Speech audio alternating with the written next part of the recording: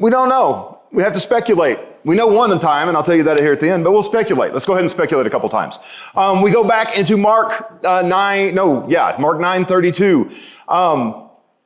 They did not know or remember and understand that Jesus said he was going to be resurrected.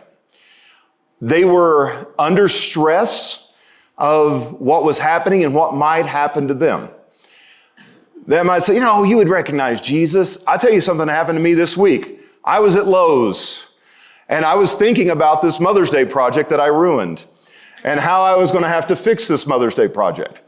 As I was trucking through Lowe's, somebody said, "Hey, Pastor Ryan." I turned and looked at them and had no clue who it was for about 15 seconds.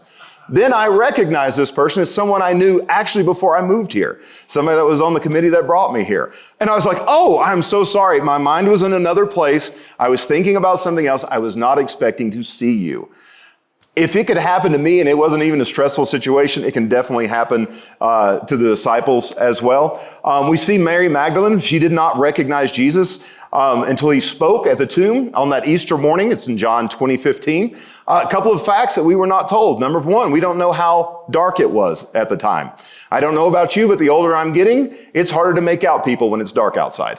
I can sort of see a figure and I know there's somebody out there, but I don't know who it is. Case in point, I saw somebody on my Ring doorbell walking across my front lawn. If you've ever been to my house, walking across my front lawn means you're up to no good because you had to come around a wall. I did not recognize that it was my own son. Julie pulled it up and we were like, "Who is that? Who is that?" "Oh, it's him. I forgot. He's grown 3 feet in the last month."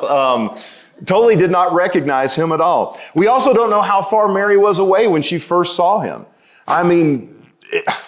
She was in a grief, stress-like state. We just don't know these things.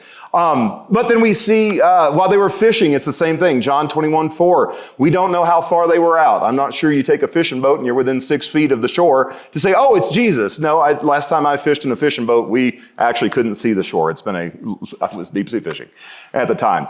The only one we're told of is on the road to Emmaus when there's some disciples there talking. And we are told that they were not allowed to see who Jesus was. And you might ask why. Well, we have to guess again. But if you listen to what Jesus said to them, maybe he was wanting them not to just take it at face value because it was Jesus telling them, but to actually think about it.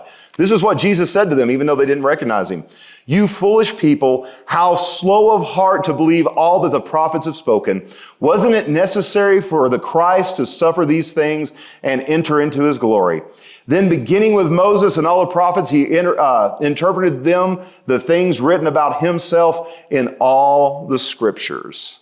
So we can say again, there was a holy, godly reason that happened. We were not privy to it. All we were told is that their eyes were shut and they could not see Jesus. So a couple of different answers there.